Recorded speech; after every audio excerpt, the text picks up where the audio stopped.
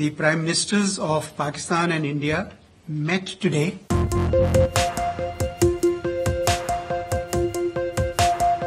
60 साल से इस प्रकार से बैठक और चर्चा का दौर शुरू है, लेकिन हल तो कुछ निकलता नहीं। पहला कदम था उस जो जमी हुई बर्फ है उसको पिघलाने के लिए। Now some ice has been broken. Both the prime ministers met. They agreed to continue the dialogue. Lakhvi को पाकिस्तान में अरेस्ट कर लिया गया है, जो आज हम देख रहे हैं कि भारत और पाकिस्तान के बीच में वार्ता शुरू होगी। जो फल भारत चाहता है टॉक्स के बारे में, टॉक्स के बाद, वो अभी तक हमें प्राप्त नहीं हुआ है। कि हर बार जब ऐसी मुलाकातें होती हैं, ये उम्मीदें कहाँ से पैदा होती हैं? नवाज शरीफ की कोई भूमिका नहीं है वहाँ पाकिस्तान में। दो टूक बात पाकिस्तान से आंख में आंख डाल के नहीं की जाएगी, कोई नतीजा निकलेगा ऐसी उसकी संभावना कम है। ये वही सरकार है जो हमेशा ये कहती थी कि पाकिस्तान को सबक सिखाएंगे। लगता है कि शायद एक नई रोशनी की उम्मीद शायद हम रख सकते हैं। Prime Minister Nawaz Sharif reiterated his invitation to Prime Minister Modi to visit Pakistan for the SAARC summit in 2016. Prime Minister Modi accepted that invitation.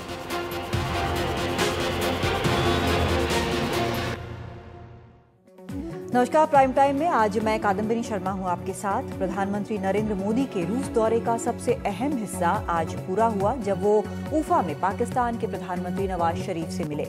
ये मुलाकात होगी ये भी महज 4-5 दिन पहले पता चला, वो भी सूत्रों के हवाले से। सीक्रेसी इतनी रखी गई कि जब मुलाकात हो रही थी उस वक्त पता चला कि दोनों देशों का एक जॉइंट स्टेटमेंट आएगा, ये भी सूत्रों के हवाले से। जहां तक भारत पाकिस्तान का सवाल है, जॉइंट स्टेटमेंट बड़ी बात है। एक और नया नजारा दिखा बातचीत खत्म होने के बाद। प्रेस को जानकारी देने के वक्त दोनों देशों के फॉरेन सेक्रेटरीज साथ बैठे और प्रेस को जानकारी दी कि दोनों नेताओं के बीच बातचीत क्या हुई। फैसला ये रहा कि आतंक के मुद्दों पर एनएसए दिल्ली में मिलेंगे, डीजी, बीएसएफ, पाक रेंजर्स और दोनों डीजीएमओ की बैठक होगी। मछुआरों की रिहाई होगी जो होती भी रही है, और मुंबई हमले की सुनवाई में तेजी आएगी। वॉइस सैंपल्स भारत को मुहैया कराए जाएंगे। नवाज शरीफ ने पीएम मोदी को सार्क सम्मेलन का न्योता दिया, जिसे मोदी ने कबूल किया। अगले साल पाकिस्तान में होना है सार्क सम्मेलन। हालांकि एनएसए अजीत डोवाल के मुताबिक कश्मीर पर कोई बात नहीं हुई। ऐसा नहीं है कि इससे पहले बातचीत दोनों देशों के नेताओं के बीच नहीं हुई है, लेकिन अक्सर हालात ये हो जाते हैं कि फिर वे ताल उसी डाल पर जा बैठा। हालांकि इस बार इस बैठक के बाद जहां सरकार में इसका स्वागत किया जा रहा है, विपक्ष पूछ रहा है कि आखिर ऐसा क्या बदला कि सरकार एक बार फिर पाकिस्तान से बात करने को तैयार है। उमर अब्दुल्ला ने ट्वीट कर साफ कहा कि बातचीत का स्वागत है, लेकिन क्योंकि हमने कई प्रक्रियाओं को बीच में टूटते देखा है, सो बहुत उत्साह दिखाने की जरूरत नहीं, बातचीत होती रहे ये उम्मीद करते हैं। शायद सबसे सधी हुई यही प्रतिक्रिया है, लेकिन ये समझना भी जरूरी है कि आखिर सरकार को क्या समझ में आया कि अगस्त 2014 में फॉरेन सेक्रेटरीज की बातचीत के पहले दिल्ली में जब पाकिस्तान के हाई कमिश्नर अब्दुल बासित के हुर्रियत नेताओं से मुलाकात हुई तो झटके में पाकिस्तान से बातचीत बंद करने के बाद उसके बाद धीरे धीरे और फिर आज डबल स्पीड में रिश्ते जोड़ने की कोशिश शुरू हो गई। हालांकि ये भी सच है कि इस बीच तलखी इतनी बढ़ी कि दोनों तरफ से नेताओं के एक से एक बयान आए। सरहद पर बंदूकें भी दंदनाती रहीं, शहादतें होती रहीं। कल भी बीएसएफ के एक जवान कृष्ण कुमार दुबे की शहादत हुई है। भले ही मोदी सरकार एक प्रचंड बहुमत से चुनकर आई हो, लेकिन एक फैसला जिस पर सवाल उठने की गुंजाइश हमेशा हो, वो फैसला लेना आसान नहीं होता। हम करेंगे चर्चा अपने खास मेहमानों से। आपको बता दें इस वक्त हमारे साथ खास मेहमान हैं। यहाँ पर दिल्ली स्टूडियो में हमारे साथ उदय भास्कर जी हैं, डिफेंस एक्सपर्ट हैं। हमारे साथ जीवीएल नरसिम्हा राव जुड़ रहे हैं, प्रवक्ता हैं बीजेपी के। पीएल पुनिया जुड़ रहे हैं, स्पोक्स पर्सन हैं, प्रवक्ता हैं कांग्रेस के। और सुशांत सरीन हैं, सिक्योरिटी एक्सपर्ट हैं, वो भी हमारे साथ जुड़ रहे हैं। लेकिन सबसे पहले हम पाकिस्तान चलेंगे, वहां पर बात करते हैं। वरिष्ठ पत्रकार हैं अस्मा शिराजी, वो हमारे साथ फोन लाइन पर इस वक्त मौजूद हैं। जानी मानी एंकर हैं पाकिस्तान की और सभी डेवलपमेंट्स पर कड़ी नजर रखती हैं। अस्मा, बहुत स्वागत है आपका। जो आज बातचीत हुई है दोनों नेताओं के बीच में, नवाज शरीफ और प्रधानमंत्री मोदी के बीच में, वहां पर पाकिस्तान में किस तरह का रिएक्शन है हार्डलाइनर्स की तरफ से, मीडिया की तरफ से? काफी वहां पर आउटस्पोकन है सब, खासकर मीडिया भी। किस तरह के रिएक्शन है इस बातचीत को लेकर, आज जो फैसले आए हैं उसको लेकर? बहुत बहुत शुक्रिया, आपने मुझे पाकिस्तान से लिया। कदमनी बहुत मिला जुला रद्द अमल है।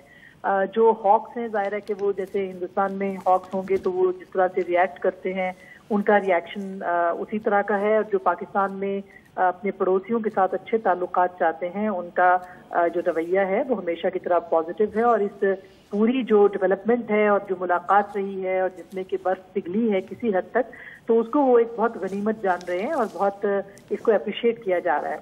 हाँ, अलबत्ता 2-3 चीजें हैं जो कि पाकिस्तान की मीडिया में बड़ी डोमिनेंटली नजर आ रही है। वो ये है कि कुछ दिन पहले बलूचिस्तान के अंदर जो रॉ फंडिंग के हवाले से स्टेटमेंट्स आ रहे थे और खास करके हमारी मिलिट्री जो क़यादत है उनकी तरफ से आ रहे थे, उनकी इस मुलाकात में पाकिस्तान की तरफ से उस पर कोई मतलब जो ऐलानिया आया है उस पर कोई चीज सामने नहीं आई है।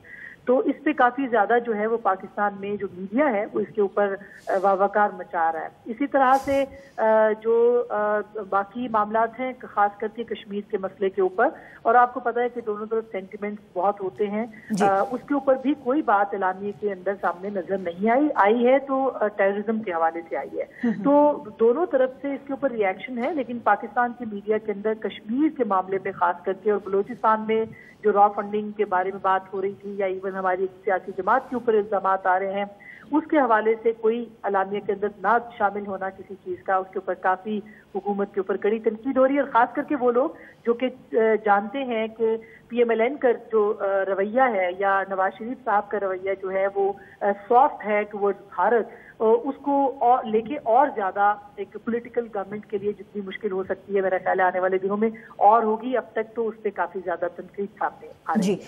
आसमा, एक यहाँ पर ये भी ओपिनियन है जो कहते हैं कि बीन देयर डन दैट, यानी कि पहले ये सब हो चुका है, क्या इसमें नया क्या है? मतलब एक कहीं ना कहीं रिस्ट्रेंड है कि इसमें बहुत एक्साइटेड होने की जरूरत नहीं है, देखते हैं चलता है कि नहीं चलता है। क्या इस तरह की कोई फीलिंग उधर भी है? पाकिस्तान में बहुत समझदार लोग हैं, हमारा मीडिया भी बहुत पॉजिटिव है चीजों के बारे में। अनफॉर्चुनेटली हमारे जो दोस्त इंडिया में हैं वो इतने पॉजिटिव नहीं हैं। हम लोग चीजों को मुस्बत अंदाज में देखते हैं और हम ये एक्सपेक्ट कर रहे थे कि इसमें कोई भी तब्दीली नहीं आएगी और ना ही कोई रातों रात कोई ऐसा मोजज़ा हो जाएगा कि हम कहें कि हाँ सब चीजें ठीक हो जाएंगी। लेकिन जो एक पहला कदम उठा है 6-7 महीने 8 महीने या साल के बाद, वो उसको सब अप्रिशिएट कर रहे हैं और करना चाहिए। देखिए, ये जो सब हुआ था ये इंडिया की तरफ से हुआ था और हुर्रियत रहनुमाओं से मुलाकात के बाद हुआ था। जो सस्पेंशन हुई थी, ताल्लुकात के अंदर एक सख्ती आई थी या कड़वाहट आई थी, वो उसके बाद आई थी। तो इंडिया ने खुद ही इसको रिज्यूम किया, बहुत अच्छी बात है, हम इसको बहुत अप्रिशिएट करते हैं और करना भी चाहिए। कोई भी सेंसिबल आदमी इसको बिल्कुल जो है वो डिस्करेज नहीं करेगा। तो इसलिए देर आए दुरुस्त आए, बहुत अच्छा है। कुफर टूटा खुदा खुदा करके बात होगी बहुत सारे मामलात के ऊपर। बस सर्विस अगर शुरू होती है, अगर कश्मीर के ऊपर बात होती है, बाकी मसाइल हैं, बैठने से हल होंगे। बहरहाल हम पड़ोसी हैं, आपस में हम एक दूसरे के साथ ही जिएंगे मरेंगे। वो जो बचपन में होता था ना, सामने वालों के घर के सामने कूड़ा फेंक दो तो बस उसके बाद चलेगा, तो ऐसा अब नहीं चलेगा। मतलब कूड़ा फेंक दोनों को साफ करना पड़ेगा, एक दूसरे के घरों के आगे हमें गंद साफ करना है क्योंकि मोहल्ला हमारा ही है। तो ये तासुर जो है बहुत अब उभर रहा है। हमारी जो गवर्नमेंट है, पॉलिटिकल गवर्नमेंट, और अब तो हमारी मिलिट्री एस्टेब्लिशमेंट के अंदर भी बहुत तब्दीली आई। और आपने देखा होगा जो हमारी ग्रीन बुक आई थी उसमें वेस्टर्न बॉर्डर के ऊपर जब दबाव बढ़ा था तो ये कहा गया था कि ईस्टर्न बॉर्डर को रिलैक्स किया जाएगा। लेकिन साथ ही मोदी सरकार जब आई और प्राइम मिनिस्टर मोदी की गवर्नमेंट के आने के बाद जो रवैया था या जिस तरह से सीज फायर वायलेशन हुई है या मुबैना तौर पर हुई है, बहरहाल उसने पाकिस्तान को डिस्करेज किया कि हम अगर टेररिज्म से निमट रहे हैं, जो कि निमट रहे हैं, तो उसके ऊपर हिंदुस्तान का रवैया हमारे साथ मुआंदाना था, वो बहुत दोस्ताना नहीं था। जी बहुत शुक्रिया आसमा इस पूरी जानकारी के लिए। और जैसा आसमा बता रही हैं कि बहुत पॉजिटिवली इस बात को लिया गया है, खासकर क्योंकि भारत ने खुद अपनी तरफ से पहल की। और जहां तक भारत का सवाल है, जब अगस्त में, जैसा कि मैंने आपको बताया कि बातचीत अचानक टूटी थी, जब यहाँ के हाई कमिश्नर, जो पाकिस्तान के हाई कमिश्नर हैं, उन्होंने हुर्रियत से बात की थी फॉरेन सेक्रेटरी के बातचीत के पहले। हमारे सारे मेहमान इस वक्त हमारे साथ बने हुए हैं। सबसे पहले GVL में आपके पास आना चाहूँगी।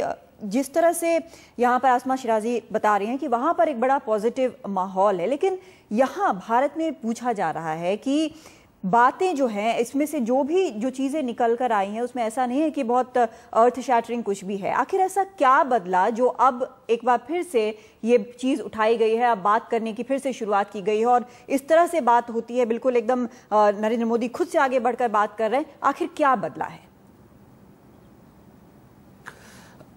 बहुत कुछ बदला है कादम्बिनी जी, गौर से देखते हैं और जो बिल्कुल एक अनबयास्ड वे में देखते हैं तो बिल्कुल पता चलता है।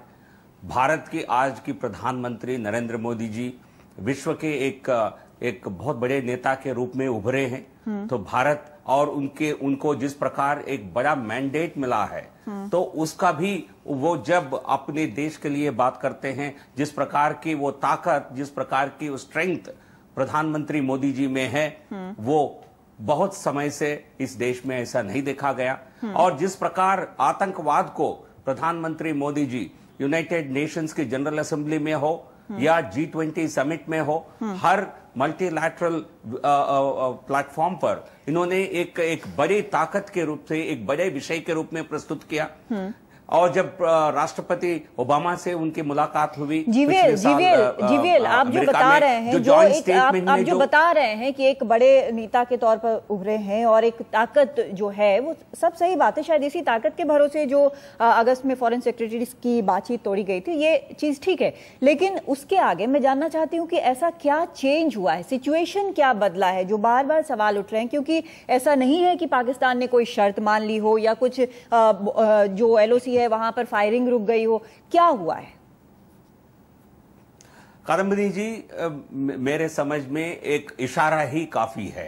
और जिस प्रकार जो जॉइंट स्टेटमेंट आज दोनों प्रधानमंत्रियों की जो समिट के बाद जो रिलीज किया गया, जो फॉरेन सेक्रेटरीज ने जो जानकारी दी, उससे उन जो 5 पंक्तियों को पढ़ने से समझ में आएगा जिस प्रकार हमारी जो समस्याएं हैं, हमारी जो सोच है, जिस प्रकार हमारी जो कंसर्न्स हैं, जिस प्रकार उसमें रिफ्लेक्ट किया गया, जिस प्रकार हमने ये जो सीज फायर वायलेशंस को लेकर क्या अंदर बात हुई, ना मैं जानता हूं ना आप जानती हैं, पर लेकिन इस तरह की आगे जाकर परिस्थिति बहुत बेहतर हो, इसके लिए एक DGMOs के लेवल पर बातचीत की बात हुआ है।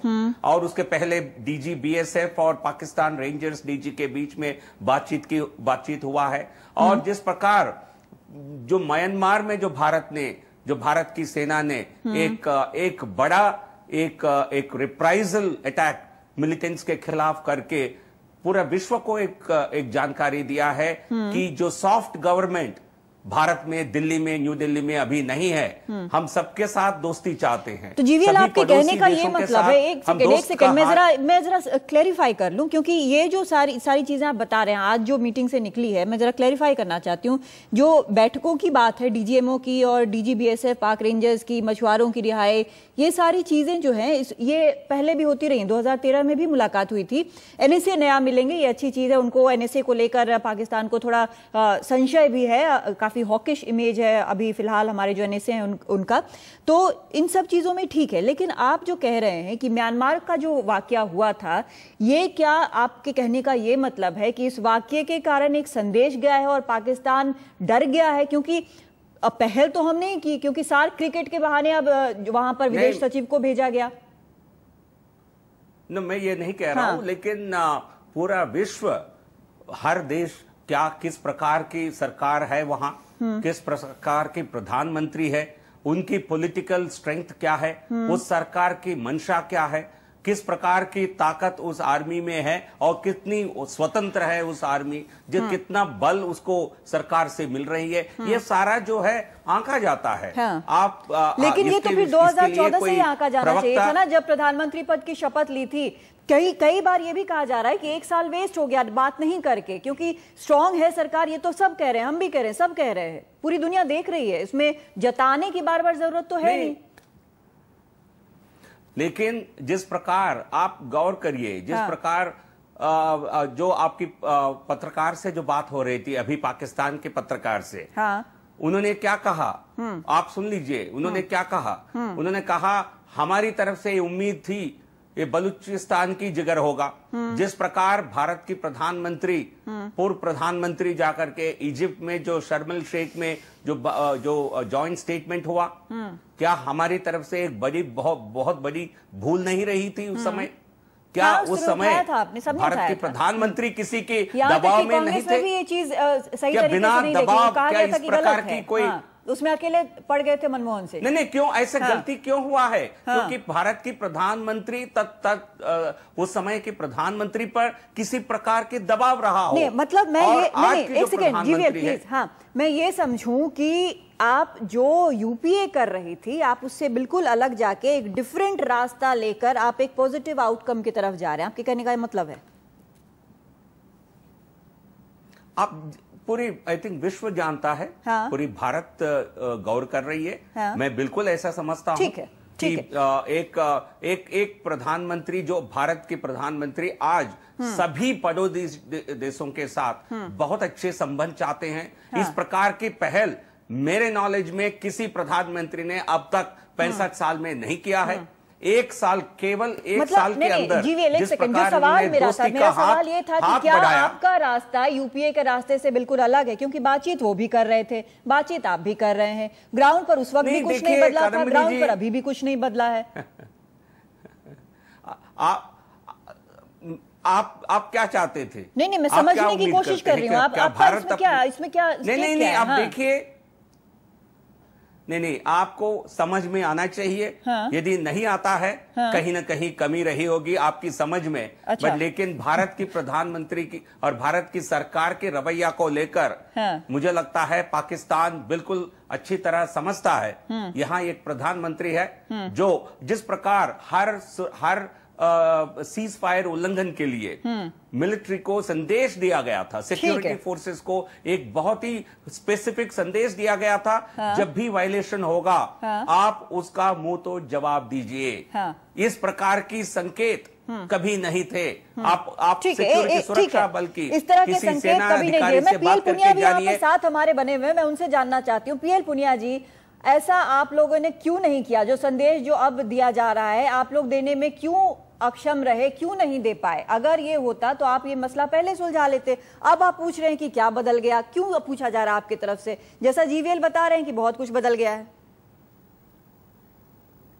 देखिए, भारतीय जनता पार्टी के साथ दिक्कत यही है कि हर चीज में वो अपने आप को महिमा मंडित करते हैं कि पहली बार, पूरी दुनिया में पहली बार ये सब पूरा हो रहा है। आज जो ज्वाइंट स्टेटमेंट जारी किया है उसमें कहा कि साहब ब्रेक थ्रू, किस चीज का ब्रेक थ्रू? आप हम जानना चाहते हैं कहीं नहीं क्या चीज आप पूरी बात करने दीजिए प्लीज, एक एक करके। आप जरा चुप रहेंगे। पुनिया जी, आप ये बताइए कि आप, एक सेकंड पुनिया जी, मेरा सवाल क्लियरली आप सुन लीजिए कि दोनों के अप्रोच में फर्क क्या है, मुझे सिर्फ ये बता दीजिए। देखिए, अप्रोच में फर्क ये है कि ये जो बोलते हैं वो करते नहीं है। इन्होंने आते ही एक रेड लाइन ड्रॉ की कि जो हुर्रियत नेता, जो थर्ड पार्टी के रूप में हम उसको स्वीकार नहीं करेंगे। अच्छी बात है, बहुत अच्छी बात है। फिर उन्होंने कहा सीज फायर वायलेशन हम बर्दाश्त नहीं करेंगे। फिर कहा कि talk and terror will not go together, ये भी अच्छी बात है। लेकिन अब क्या है, बात तो सब कर ही रहे हैं। आपने हुर्रियत का बहाना लेके और फॉरेन सेक्रेटरीज की जो टॉक थी वो अगस्त 2014 में आपने डेफर कर दी। आप प्रधानमंत्री के लेवल पे आप वार्ता कर रहे हैं। कौन सी चीज बदली? आपने 800, एक साल भर के दौरान में 800 सीज फायर वायलेशन हुए हैं। 10 जो वीर जवान हैं, हमारे सैनिक हैं, वो शहीद हुए हैं। 14 सिविल जो पॉपुलेशन है वो शहीद हुए हैं। तो आपने उसके बावजूद आपने टॉक की। हम स्वागत करते हैं क्योंकि वार्ता के माध्यम से ही अंतर्राष्ट्रीय स्तर पर वो मामले को सुलझाया जाता, ये सबसे अच्छा विकल्प है। लेकिन हम ये जानना चाहते हैं, आपने ज्वाइंट स्टेटमेंट जारी किया, क्या आपने सीज फायर वायलेशंस के बारे में चर्चा की? क्या आपने जो हमें शहीद हुए हमारे, उनके बारे में चर्चा की? क्या आपने जो टेरर ऑर्गेनाइजेशन है वहां पर, क्या उसके बारे में किस तरह से रोकेंगे वो, उसके बारे में चर्चा की? क्या हमारे जो लखवी वहां पर है उसको खुला छोड़ा हुआ है, क्या उसके बारे में चर्चा हुई? ये तो बातें हैं नहीं, तो क्या बातें की आपने? सिर्फ वो मछुआरों को छोड़ने की बात है और नेशनल सिक्योरिटी एडवाइजर बात करेंगे, फॉरेन सेक्रेटरी बात करें या एनएसए बात करें, बात तो वही है, उसमें कौन सी खास बात है? और एक जो बात बार बार जो कहते हैं, हाँ। एक बात मैं क्लेरिफाई कर दूं, हाँ। ये बार बार कहते हैं कि हमने आर्मी को कहा है कि बहुत पूरा जवाब दें। हमें बताएं कौन आर्मी के हैं? आपके तो मिनिस्टर हैं जनरल वीके सिंह, वो बता दें कि क्या हमने उनसे कह रखा था कि कोई जवाब नहीं देना? ये बिल्कुल बेतुकी बातें हैं, इस तरह की बात करने से कोई फायदा नहीं है। ये आर्मी का, हमारे जो फौज का, उसका अपमान है अगर इस तरह की बातें करते हैं, उस तरह से बात आना चाहिए। पूरा स्पष्ट करें कि क्या चीजें डिस्कस हुई जो जनता चाहती है पाकिस्तान के खिलाफ, जो इतना ज्यादा सीजफायर वायलेशन है, जनता जो चाहती है वो चीजें डिस्कस हुई कि यही नहीं हुआ?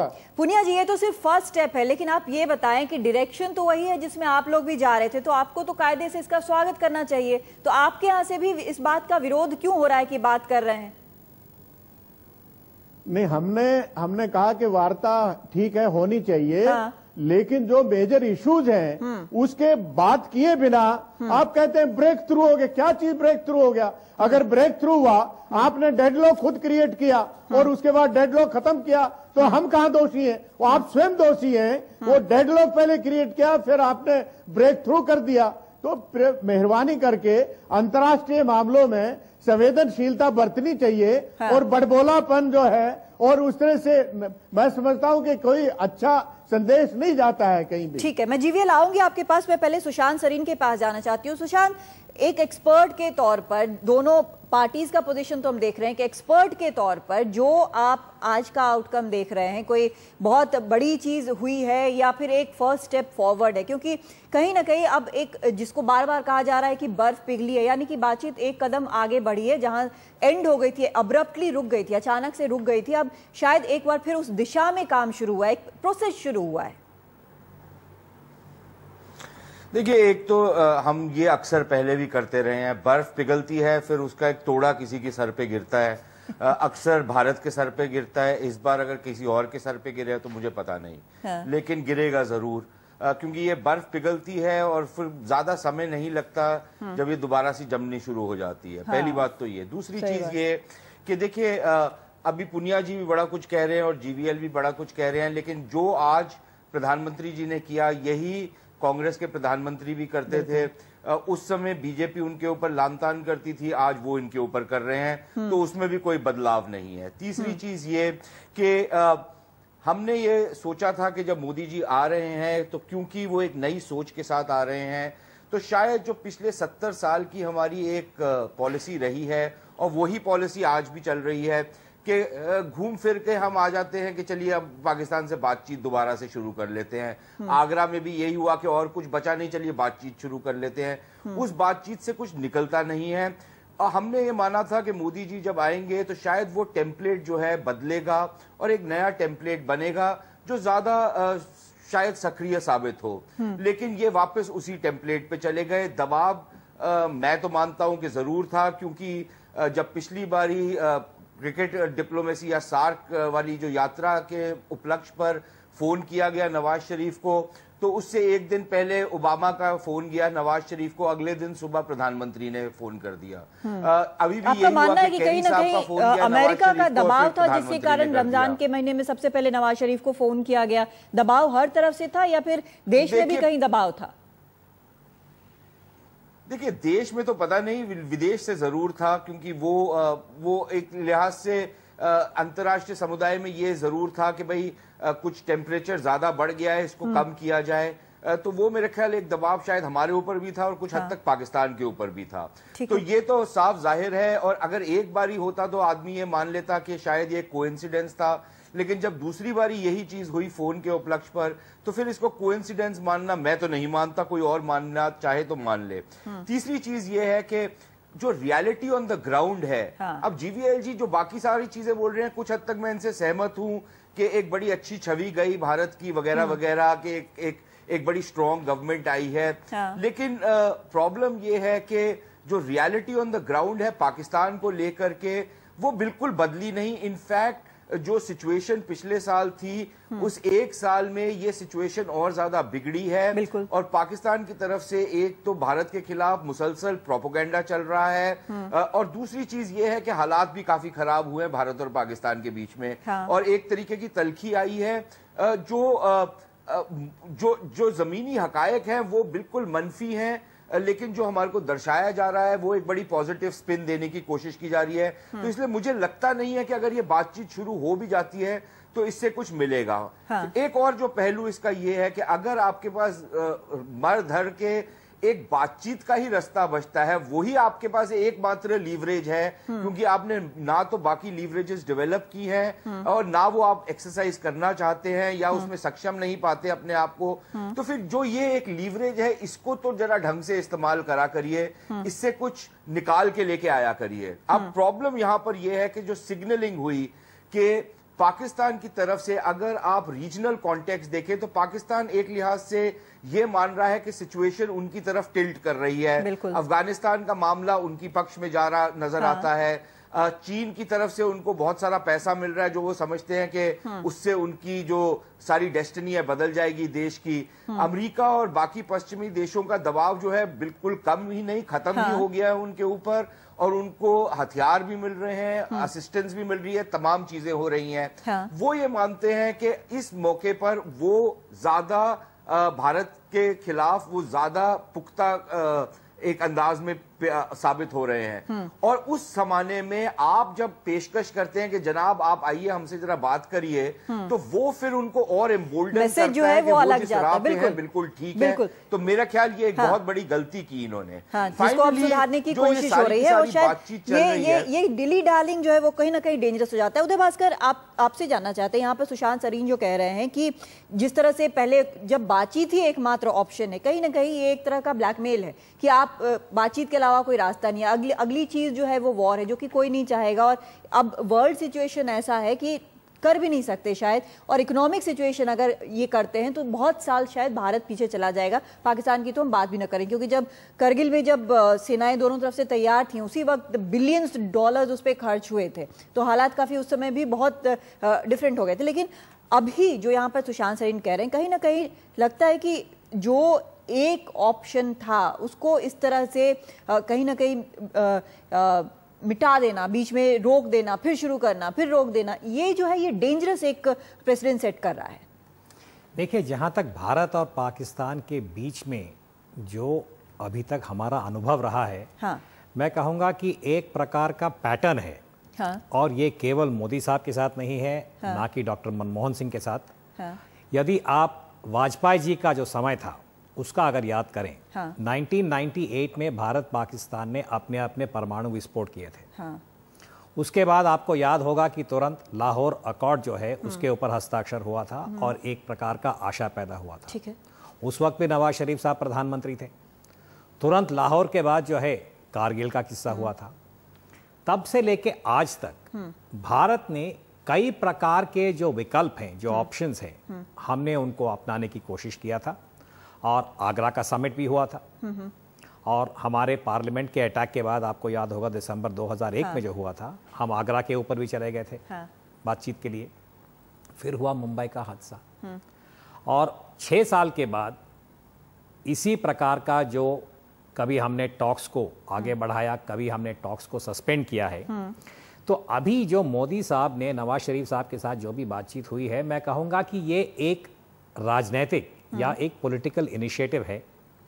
और विश्लेषक होते हुए मैं कहूँगा कि भारत ने अपनी जो पोजीशन है पाकिस्तान के बारे में, जो पॉलिसी है, उसको रिव्यू भी किया है, उसको रीसेट भी किया है। क्योंकि अभी तक जिस पॉलिसी पे हम जा रहे थे, भारत को उस प्रकार का रिटर्न नहीं मिल रहा था जो हम चाहते हैं, चाहे वो दहशतगर्दी के संदर्भ में हो, ट्रेड के संदर्भ में हो, या अंतर्राष्ट्रीय मंच पे जिस प्रकार से हमारे पूरे क्षेत्र के ऊपर जो भावनाएं थी, जो लोगों की धारणा थी। रीसेट रिव्यू कैसे किया? ये है कि जो हमने पहले कहा था कि टॉक्स और टेररिज्म, जैसे लखवी का केस है, अप्रैल में लखवी का बेल हुआ था, उस वक्त भी टिप्पणियां आई थी भारत से कि काफी डिसअपॉइंटमेंट था। हमने सोचा कि इसमें कोई टैंजिबल कदम उसमें तो होंगे। कोई चेंज हुआ नहीं, अब तो उसको अदालत में अपीयर होने से भी छूट मिल गई तो है। मैं वही कह रहा हूं कि ग्राउंड सिचुएशन जो है उसमें कोई बदलाव नहीं आया है, परंतु किसी भी पॉलिटिकल एग्जीक्यूटिव के पास इस प्रकार की मैं कहूंगा स्पेस होना चाहिए कि आप देख रहे हैं इस वक्त अंतर्राष्ट्रीय जो